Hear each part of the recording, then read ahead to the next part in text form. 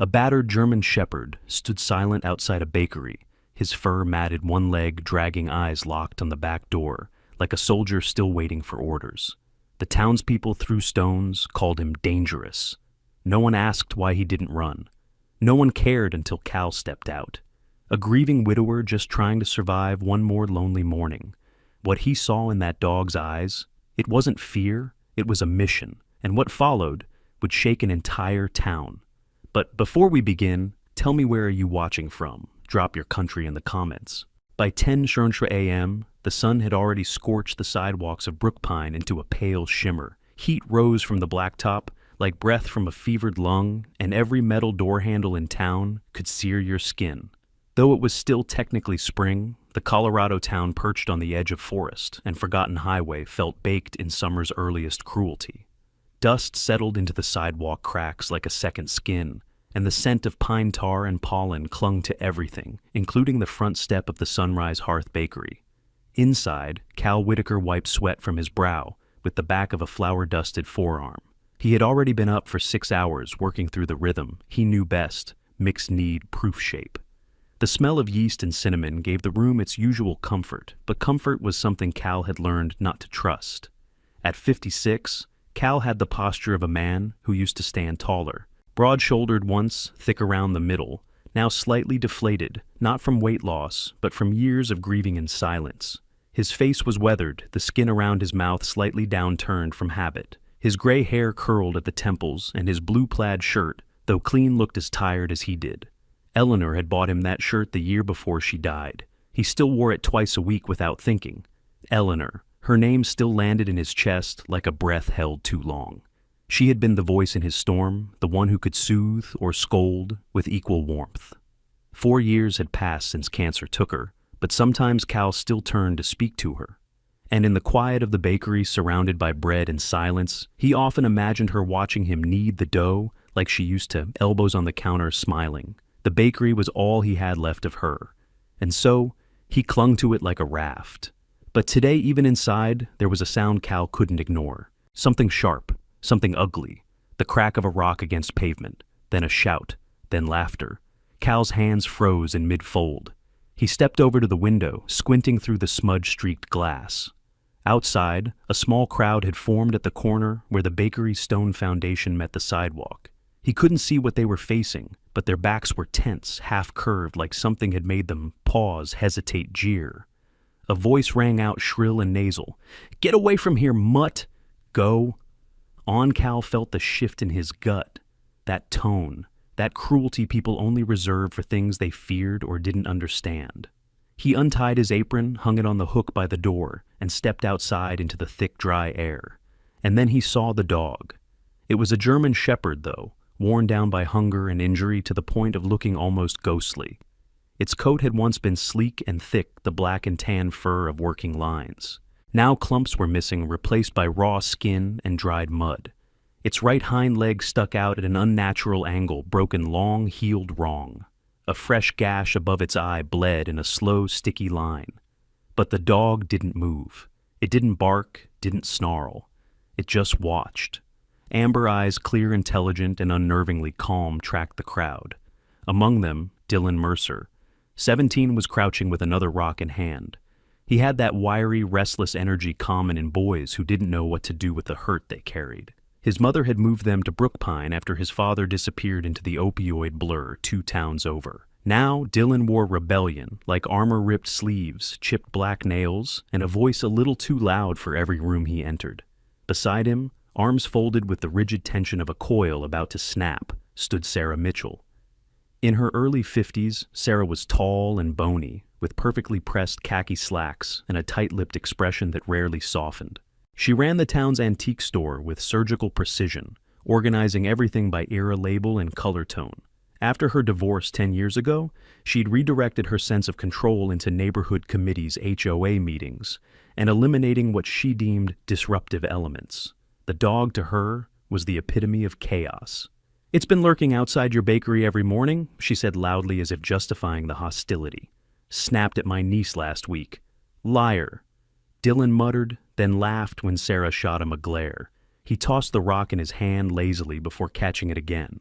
Cal didn't speak at first. He stepped closer, stopping just short of the animal. The dog tensed but didn't retreat. He knelt slowly, feeling the heat of the pavement through his jeans, and studied the dog's face. There was pain clearly. The leg, the eye, the bones visible beneath that coat. But there was something else too. Something not quite animal. The dog looked back at him, not with panic or confusion, but with purpose. "You've got no collar," Cal murmured. "No tags." "But you're not lost, are you?" Behind him, Sarah scoffed. "You can't be serious. Look at it. It's diseased. If animal control had any backbone, it would have been put down already." The dog flinched as Dylan flicked a pebble in its direction. It bounced harmlessly, but Cal rose to his feet. "That's enough," he said. It wasn't loud, but it carried. Dylan froze. Sarah blinked. Cal turned fully toward the crowd now.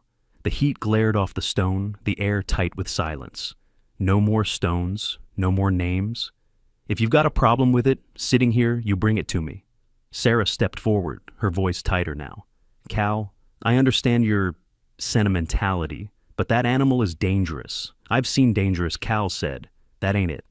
He looked back down at the shepherd. The dog's ears twitched. The bleeding had slowed. "Go home," Cal said without turning. "You've made your point." Sarah looked as though she might protest again, but then caught something in Cal's expression and thought better of it. She pulled her purse higher on her shoulder and walked off in clipped strides. Dylan hesitated, tossed the rock back into the dirt, and followed. Now, alone, Cal stood quietly for a moment beside the dog. The shepherd didn't move, didn't make a sound. It just watched. The next morning, the town of Brookpine stirred under a sky that held the gray hue of ash clouds gathering above the pine-covered ridges, as if even the weather hesitated to speak. A soft wind danced through the streets, and the smell of upcoming rain clung to the air, thick with pollen and wood smoke from someone's late spring chimney. At Sunrise Hearth, the familiar warmth of yeast and baking cinnamon rolls filled the narrow interior. Cal Whitaker moved slowly behind the counter, his apron smeared with flour and his knuckles stiff from the early cold. He had slept little. The image of the German shepherd, its mangled leg, the blood above its eye, but most of all its stillness had stayed with him through the night. When he opened the front door at 6:15 a.m., he didn't expect to see the dog again. But there it was, sitting in the exact same spot, same posture, same expression. The blood had crusted into a dark patch beneath the shepherd's eye. Its fur still hung in matted clumps, and the twisted back leg remained tucked awkwardly to the side. Yet it didn't whimper. It didn't rise. It simply sat like a sentinel on duty. Cal stepped out slowly, holding a shallow dish of water. The shepherd shifted slightly but didn't move. "I'm going to call you Bucky Cal," muttered, kneeling again, "because you've got the same stubborn stare as that buck I hit back in '97. Didn't die. Just walked off like it was insulted." I interrupted its thoughts. Bucky didn't blink. Cal set the dish down and retreated inside. Inside the bakery, he pulled up the security feed from the past few days. Grainy black and white footage showed the dog appearing just after sunrise, always the same path down the alley across the corner, and stopping at that exact patch of stone outside the bakery's side entrance. From 6:12 until nearly 10 a.m.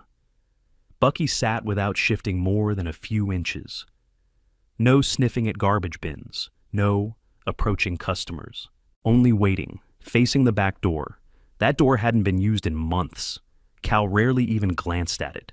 It led to the alley that ran between his bakery and the boarded-up hardware store. The dumpsters were out there, and sometimes the town's stray cats hunted at night. But this dog didn't seem interested in any of that. Cal leaned closer to the screen, replayed the motionless figure frame by frame. "He's not a stray," Cal whispered. "He's guarding." A knock on the front glass startled him. A woman stood outside, frowning, arms crossed. She wore a purple windbreaker zipped to the neck, with a name tag clipped to the front that read, "Karen Ortega, Animal Control." Her hair was dark and pulled into a practical bun, and her face had the drawn look of someone constantly expected to do too much with too little. Karen was in her late 30s, tall with a purposeful stride and a voice that rarely rose above neutral. Cal stepped outside. "You called this in?" she asked without greeting. "No," Cal said. "Someone else, I suppose." Karen's eyes found Bucky. She tilted her head. German shepherd. Older. Legs bad. Probably hit by a car, or worse. He's been here 3 mornings in a row. Yeah, we've had a few reports. She pulled a tablet from her bag, tapped the screen. No tags, no microchip, no approach behavior. He's weird. He's watching the back door, Cal said. Karen blinked. Sorry, not the street, not the food, not me. That door. He gestured. He's guarding it. Karen studied the dog for a moment, her brows furrowing. Then she crouched low, slowly reaching into her pouch for a soft rope leash. Don't bother, Cal said. He won't come. Karen hesitated. You tried, I did. Yesterday. He won't even touch water. That's not normal, she murmured. Even injured dogs beg eventually. He doesn't beg, Cal said softly. He waits. Karen stood again. I can't force him if he doesn't run, but someone's going to demand he be picked up. I'll take responsibility for him, Cal said, surprising himself. Karen tilted her head. You sure he's not a stray, Cal repeated. He's something else? Karen gave a short nod. I'll note it. But he stays quiet, okay? The minute he bites someone, he's out of your hands. Cal watched her leave, then turned back to Bucky. The dog had never once stopped watching the back door. He looked again. Nothing was unusual. A few scattered leaves, the broken light fixture from last year. But as Cal stared, a memory stirred. That door. The rain. And Eleanor kneeling in that very alley, drenched and barefoot, wrapping a shivering kitten in her scarf. Eleanor who once stopped traffic for a blind possum. Eleanor who brought home an injured crow and kept it on the porch for 3 weeks until it flew again. He used to tease her. You'd rescue a rock if it looked sad enough. And she would grin and say, some lives don't ask to be saved. They just need someone to notice they're still breathing. Cal rubbed a hand down his face. That door had always been hers. She had painted it a ridiculous robin's egg blue before she got sick, and he never repainted it after. Too painful. Back then, animals seemed to find Eleanor. Now, one had found him. Inside, the bakery bell jingled as the morning rush began. Cal forced himself back into the rhythm, coffee pastries, exact change, quiet nods. But his eyes kept drifting to the window, to the dog, to that door. By the 4th morning, the clouds over Brookpine had thickened, casting a heavy gray light over the narrow streets and shuttered windows. The wind carried a slight bite unusual for late spring, stirring the old maple leaves that still clung stubbornly to the sidewalk, like a memory refusing to fade.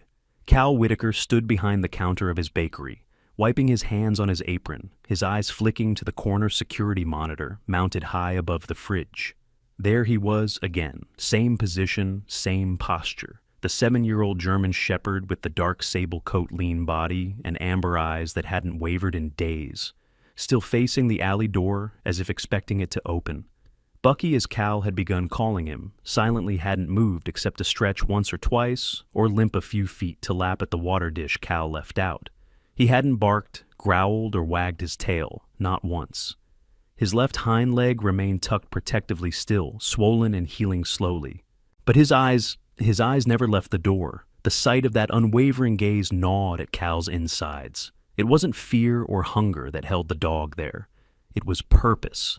The bakery's front bell jingled. Sarah Mitchell entered with her usual sharp stride. Her angular frame was wrapped in a cream wool coat, though her expression was far colder. Cal, she said, her voice crisp and officious.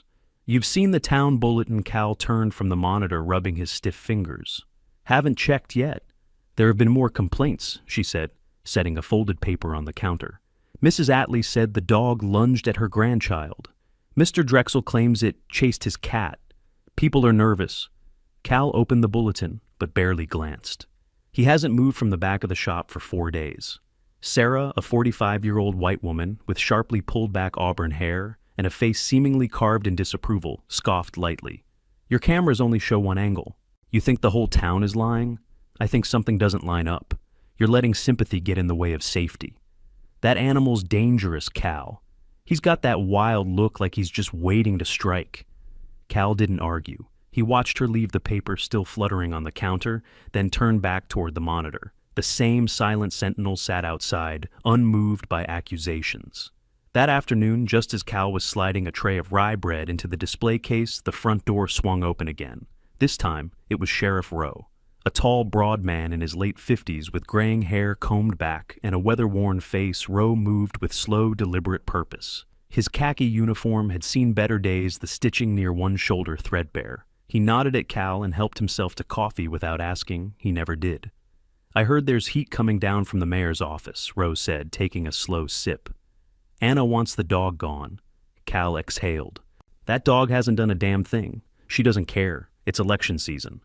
"Perception over facts," she told me herself. Sheriff Rowe had always been more observant than vocal. Though gruff on the surface, he had a quiet softness for lost causes.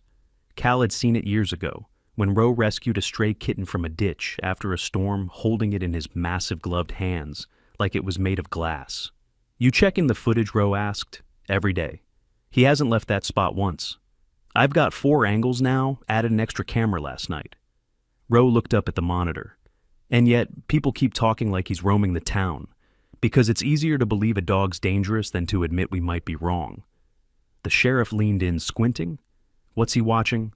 "The door." Why that door? Cal didn't answer. He didn't have one. But the question clung to the air between them like smoke. By evening, the mayor herself showed up.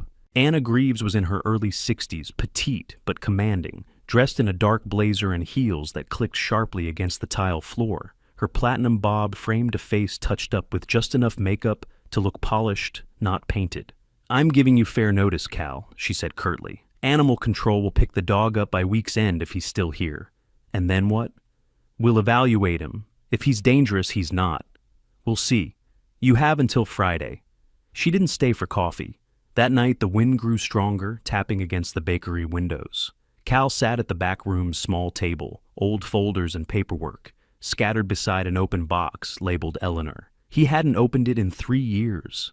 Inside were old Polaroids, Eleanor in a floppy straw hat holding a baby rabbit.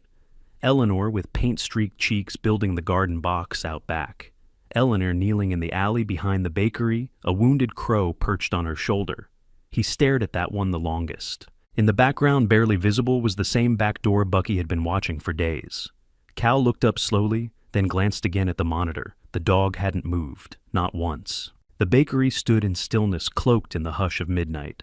Outside, Brookpine lay beneath a cold drizzle, the kind that never quite turned to rain, but soaked everything it touched. The alleys whispered with wind, streetlights flickered like forgotten candles, and Cal Whitaker sat alone in the back room, thumbing through a weathered military contact book. The old leather-bound ledger had been Eleanor's tucked beside her recipe journals. He hadn't opened it in years. The security monitor above him hummed faintly. It had become part of his nightly ritual. Now coffee the old couch, a blanket across his lap, and eyes half on the monitor, half on memory. On the screen, the German Shepherd Bucky was a silent statue as always seated before the alley door. The wounded leg still hung awkwardly, but the dog's posture was alert, composed even regal in its stillness. The clock read 2:11 a.m. when the alarm chimed. A red flashing border lit up around the camera's feed motion detected rear entry. Cal straightened. At first, nothing. Just the usual grainy image of bricks and trash bins. Then, a figure moved into frame. Hooded, gloved, crouched low, working something into the door lock. The camera adjusted slightly, catching more detail. Short, stocky build. Camo jacket soaked with mist boots too large for his frame. The man moved with untrained urgency, looking over his shoulder every few seconds. And then from the black space between the bins, something moved. Bucky. There was no warning bark, no growl, just a sudden blur of motion, lean muscle-controlled speed, the perfect arc of a trained takedown. Bucky leapt forward, hitting the man with full force at the side. The intruder crashed into the wall, yelping as he collapsed to the ground. The dog didn't bite, only pinned. One heavy paw on the chest head, inches from the man's face, body locked in tension, eyes glowing in the night vision lens. Cal's heart pounded. He reached for the phone. 15 minutes later, Sheriff Rowe stood in the alley flashlight, in hand rain misting off his jacket. The suspect, a wiry man in his late 30s with a gaunt face, stubble, and cheap cologne, was in handcuffs, sullen and shaking. He refused to give his name. He had a crowbar and bolt cutters, Rowe muttered. Could have done real damage. Cal nodded, but kept his eyes on Bucky, who now sat beside the door again, rain darkening his sable fur. The injured leg trembled slightly, but the dog remained upright. Gaze forward, tail still. That wasn't instinct, Cal said. That was training. Rowe agreed. Clean execution, no wasted motion. You sure you don't know where this dog came from? I didn't even know what he was until just now. By morning, the town buzzed with stories. Some said Cal had trained the dog himself. Others said it was a miracle. Sarah Mitchell, ever skeptical, claimed the entire break-in was a hoax staged to justify keeping the stray. The mayor remained quiet, too quiet. But Cal didn't care about rumors. He had questions.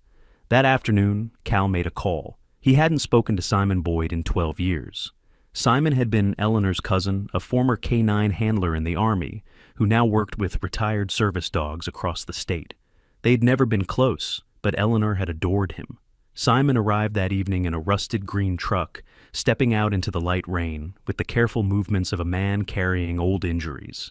He was in his early 50s, stocky with short-cropped gray hair, weathered skin, and a limp in his left leg. His expression was soft, but unreadable eyes constantly scanning, like the soldier in him never left. "So, this is the dog," Simon said, crouching low near Bucky, who sat stiffly beside the back door.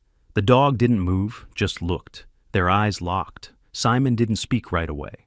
He removed his glove, held out a hand not close enough to touch, just within scent range. Bucky leaned slightly, nostrils flaring, then glanced away and returned to his vigil. "Not a regular stray," Simon said. "He's trained." "K-9?" Simon nodded. "Tactical precision controlled takedown. No aggression beyond restraint. That's either military or high-level police training. The posture, the eye contact, he's guarding something. Or someone. Then why hasn't anyone come looking for him?" Simon stood slowly, cracking his knees. "That's the bigger question." Cal led him inside, pouring coffee while Simon dried his coat by the oven. As the rain picked up outside, they flipped through training manuals, photo logs, and incident reports. Nothing matched Bucky exactly. No missing service dogs in the state database. No recent K-9s retired or reassigned that fit his markings. "Could be unofficial," Simon offered. "Special units don't always keep public records. Or something went wrong." And he ran. The thought lingered like steam in the kitchen. Cal looked out the window. Bucky hadn't moved. It was just after dawn when the rain finally stopped. Brookpine lay washed and silent, its streets slick with yesterday's fear and this morning's unanswered questions. Cal Whitaker stood behind the bakery arms, folded, gazing at the alley where the German shepherd now lay, curled beside the blue door. The dog's body was still, but his ears were angled toward the street as if listening for something no human could hear. Inside, the scent of cinnamon rolls filled the small shop, but Cal didn't notice. His eyes were fixed on the old newspaper clippings spread across the table. Simon Boyd had left them before sunrise. He'd driven overnight to another town, digging through a dusty archive at the request of a man he barely knew. But what he found had left both of them in stunned silence. One clipping stood out. It was a faded page from a Colorado military newsletter dated 3 years ago. A headline stretched across the top: "K-9 Bucky saves unit from IED attack. Handler killed in blast." The photo beneath it showed a younger version of the German shepherd, thicker fur, brighter eyes, but unmistakably the same dog. His right ear bore a distinctive notch, and even in grayscale the alert posture was identical. Next to him stood a man in fatigues, smiling faintly, hand resting on Bucky's back. According to the article, the handler was Sergeant Mason Callahan. The dog had detected the explosive seconds before it went off. Callahan had died shielding civilians. Bucky survived with injuries and was later deemed unfit for service, diagnosed with trauma aggression and irreversible behavioral damage. Then the record stopped. He disappeared during transfer, Simon had said. No adoption paperwork, no euthanasia record, just gone. Now Cal sat quietly reading the line again and again, declared retired, not suitable for reassignment. He looked out at the dog still watching the alley like a soldier awaiting command. The irony wasn't lost on him. The people of Brookpine had called this dog a threat. They had thrown stones, written complaints, filed warnings. But here he was, watching, waiting, guarding them all from dangers they didn't even see. That morning, Sheriff Rowe came back. The sheriff's face was drawn darker than usual, his uniform slightly rumpled. He carried a folder that looked like it had been clutched too tightly. "We ran the plates on the guy from the other night," Rowe said. "He's part of a ring. Small-town break-ins all across the state. Convenience stores, bakeries, pharmacies, places with light security. Always in threes, sometimes four. And here Cal asked. 5 attempted break-ins in 2 months, Roe answered. 3 of them shut down. No reports. Just broken locks and signs someone got interrupted. No one saw anything. No cameras. But Bucky was already here. Roe nodded. I think he stopped all of them. I checked the bakery camera footage from previous nights. You didn't know it, but he wasn't just sitting out there. He was patrolling. Outside a car drove past. Bucky didn't move, but his ears twitched. Doesn't make sense, Roe muttered. Dog like that just showing up here. It does, Cal replied, voice low. He's still doing what he was trained to do. Only now there's no one giving orders. Roe leaned on the counter. He needs help. Someone to report this to. These guys might come back. Cal hesitated. If the town finds out he's military, they'll use it to push him out. Say he's unstable. You know that's not true. I do, but people don't trust what they don't understand. They stood in silence for a while, the bakery's soft warmth wrapping around them. Cal poured coffee, handing a mug to the sheriff. Then he pulled the photo closer, staring at the handler's name again. Mason Callahan. I'm going to find his family, Cal said. They deserve to know Bucky's still alive. That night, Cal sat beside Bucky in the alley. The dog leaned lightly against his leg, not seeking affection, but simply sharing space. They both watched the sky turn dark. A rustle came from down the alley. Bucky rose immediately, head-lifted muscles taut. But it was just Anna Greaves, the mayor, stepping carefully around a puddle in pointed boots. Anna was in her early 60s, always impeccably dressed, pressed blazers, pearl earrings, a silver bob that never shifted out of place. She kept her expression smooth, but there was a tension behind her words. We need to talk, she said, gesturing for Cal to follow her inside. Inside, she laid out a stack of new complaint forms. I have constituents calling animal control. They don't feel safe knowing the dog is here. Cal folded his arms. He's done nothing wrong. There's fear, she said, tapping her manicured nail against the folder. That's all it takes. He stopped a break-in? Possibly more. She sighed, exasperated. Look, I know what you're trying to do, but we can't have an unregistered animal, especially one with a military record, roaming our streets. Cal met her eyes. He's not roaming. He's watching. Because no one else is. Anna's lips thinned. She picked up her folder and turned toward the door. 30 days, she said. Then I take it to council. It was Friday just past noon, and the sun above Brookpine felt heavier than usual, beating down on the rooftops with the weight of late summer heat. The bakery, nestled on the corner of Maple and Rosedale, buzzed with the familiar chaos of a lunch rush. Inside, the smell of sourdough and honey butter wrapped around the chatter of customers and the clatter of trays. Cal Whitaker stood behind the counter, sweat darkening the collar of his flour-dusted shirt. His salt and pepper hair clung to his temples, and his eyes flicked between the oven timer and the growing line. There was a tired rhythm to it all, but also comfort, a kind of hum that had returned ever since Bucky started watching the back door. The bakery felt protected.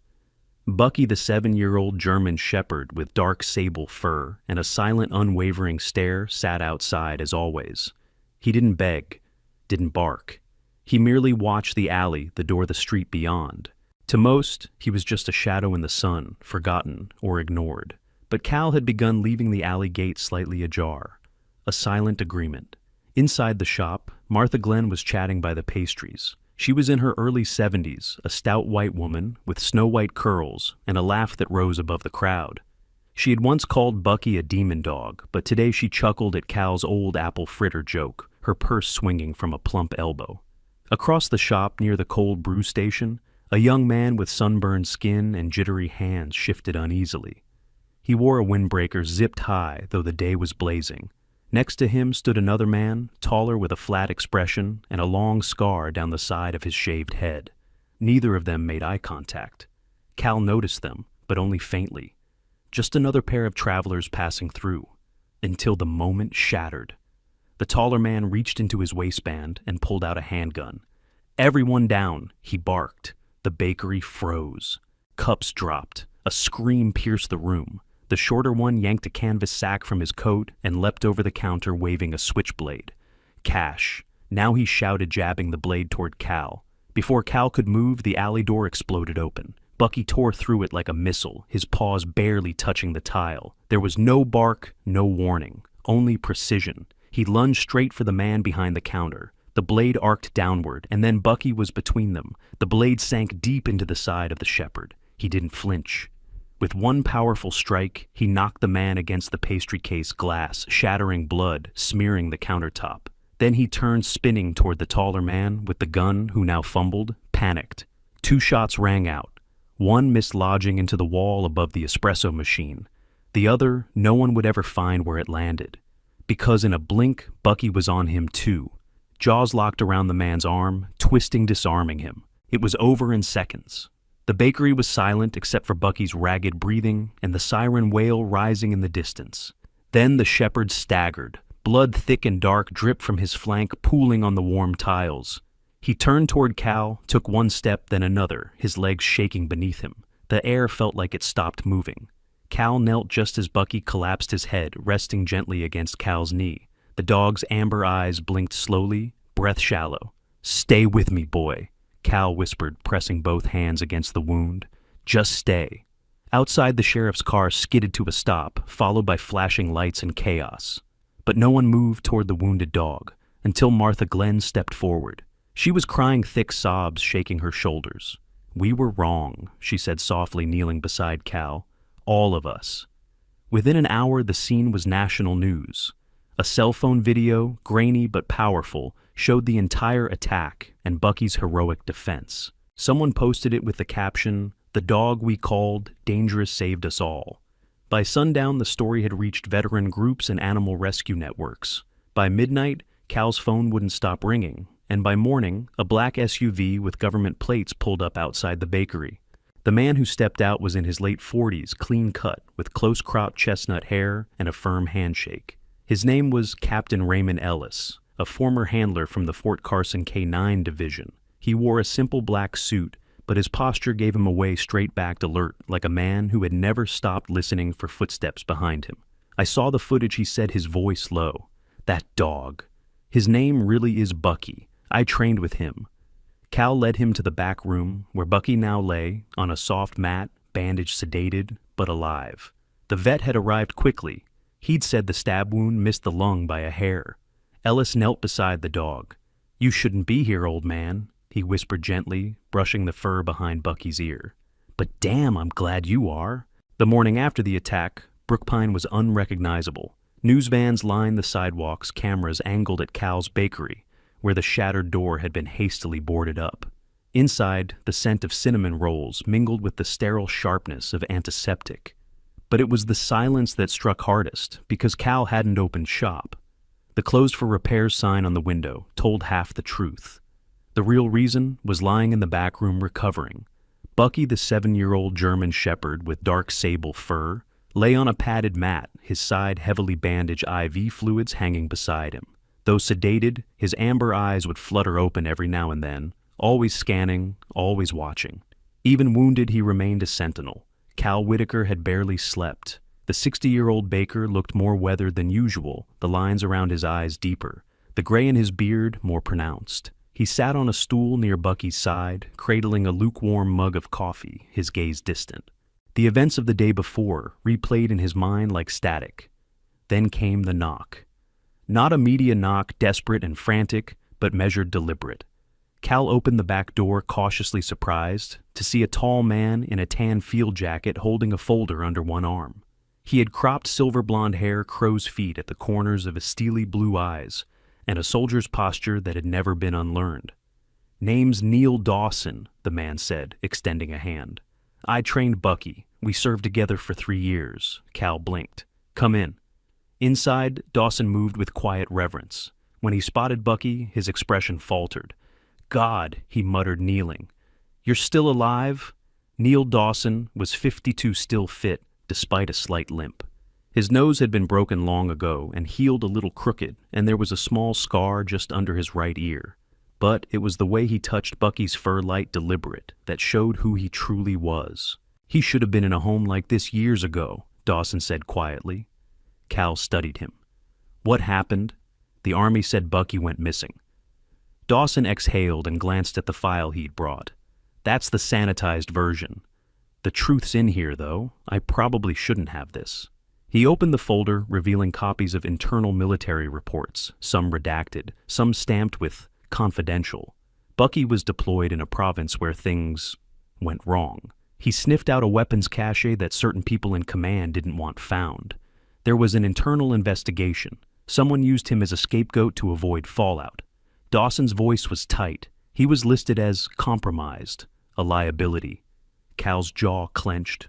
So, they just abandoned him, Worst Dawson said. They released him quietly without tracking, told me he was being reassigned for behavioral issues. But that wasn't true. They didn't want anyone looking too close. They both looked at Bucky. He saved lives, Cal murmured, and they turned their backs. Dawson nodded slowly. And now they want him back. I got wind that a unit's being sent from Fort Cresswell.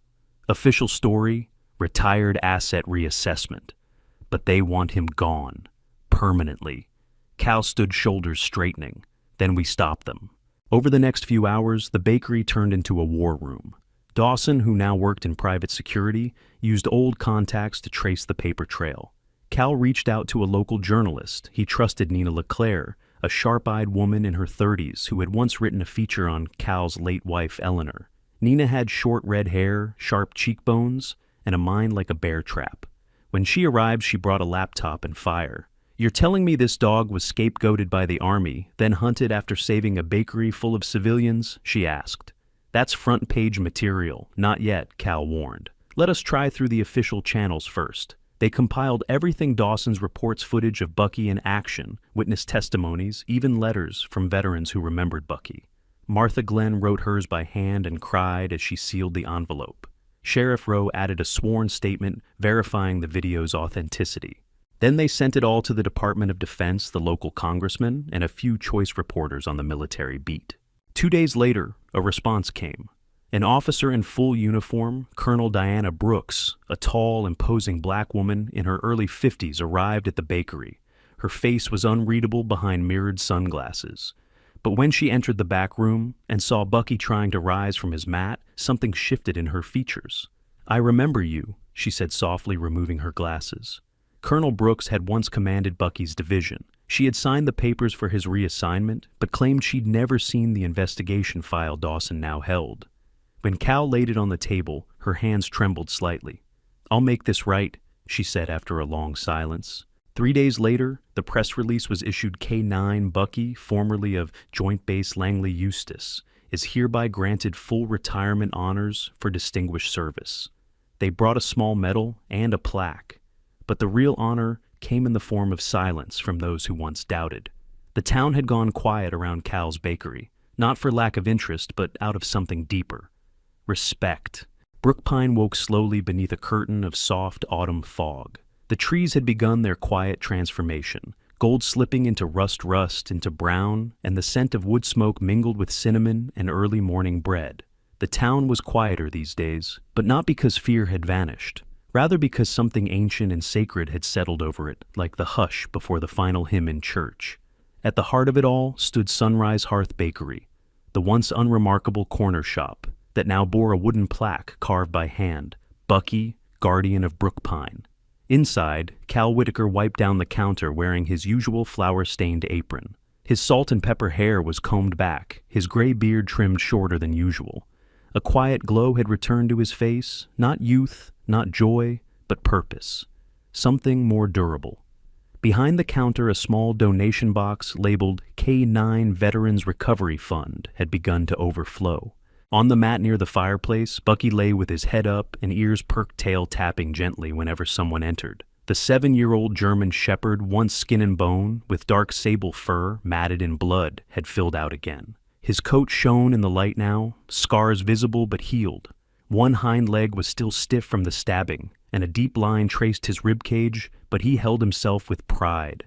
Eyes alert, posture guarded. A warrior who'd earned his rest. Children entered first that morning. One girl no older than 6 with long blonde braids and pink sneakers tiptoed across the bakery floor, holding a crayon drawing of Bucky with angel wings. Her mother, tall, thin, with tired blue eyes and a kind smile, stood nearby, holding a tray of cookies. They didn't speak. They just knelt beside Bucky, offering the paper and the sweetness like offerings at an altar. He sniffed, both licked the girl's hand, once then returned to his silent vigil. Cal turned away discreetly. He'd been seeing this all week, grown men misting up teenagers hanging back, awkwardly unsure how to say thank you to a dog. The town that once threw stones now laid wreaths. People came not just from Brookpine, but from nearby towns too. They brought food stories sometimes, even their own aging dogs, to meet the one that saved the hearth. By late morning, Sergeant Neil Dawson arrived with a manila folder under one arm and a leash in the other. He was a compact man in his early 50s, silver blonde hair, cropped short, a crooked nose, and quiet intensity in his gray eyes. Dawson had remained in town since the incident. What began as a visit had grown into something more, especially after he and Cal agreed to start something that hadn't yet existed: a recovery center for retired or injured canine dogs. "We've got land on the edge of town," Dawson said, motioning toward the open folder. "Zoned, approved. I've already filed the 501c3. We're calling it Second Watch." Cal nodded, his eyes flickering toward Bucky. "He'll be the first ambassador then." "Bucky's the reason there's even a plan," Dawson said. Later that afternoon, they walked the property. It was an old farmhouse on the outskirts of Brookpine, once owned by a family who'd moved to Oregon. The grass had overgrown the porch, and the barn leaned like it had secrets. But to Cal, it felt like Eleanor would have loved it. She would have planted hydrangeas, fed the strays, left a bowl out by the steps. That memory clung to him, bittersweet, but not unbearable now. And Bucky followed them, limping slightly but determined, his nose twitching at the edges of wild grass. He paused once at a fence post and stared outward, ears forward. Cal had come to know that posture, it wasn't mere curiosity. It was recognition. Vigilance. That evening, the bakery hosted a small gathering. Reporters, a few retired officers, local teachers, the mayor. Anna Greaves had come wearing a navy skirt suit and carrying herself with a practiced dignity. She'd been a vocal critic once, but now she stood in line, like everyone else, her fingers curled around a small bouquet of daisies. When she placed them before Bucky's resting spot, she murmured, "Thank you for teaching us who we are." Cal and Dawson stood together behind the counter as the sun dipped below the pine-streaked hills.